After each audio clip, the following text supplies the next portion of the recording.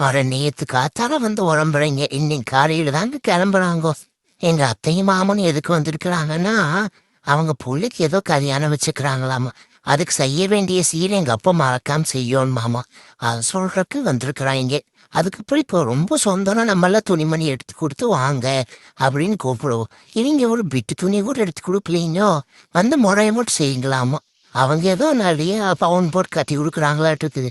என்ன ரொம்ப நெறையாலாம் கிடையாது. அளவா ஒரு 5 பவுன் தான் போட்டு கட்டி குடுக்குறாங்க புள்ளைய. அதுக்கும் பாதி சீரு செய்றக்கு எங்க அப்பன் தான் வரணுமாமா. நீங்கலாம் கல்யாணத்துக்கு கூப்பிடுறதுன்னா, எத்தன நாளைக்கு முன்னாடி போய் உறம்பறைங்கள கூப்பிடுவீங்கன்னு சொல்லுங்க. ஆனா நாளான்னைக்கு கல்யாணத்த வச்சு போட்டு, இன்னைக்கு வந்து கூப்பிட்டா என்னங்க நியாயம் இது? இதுல இந்த வீணா போன வெட்டி கிளிமண்ட எனக்கு புல்லட்டு தான் கேக்குதுங்க.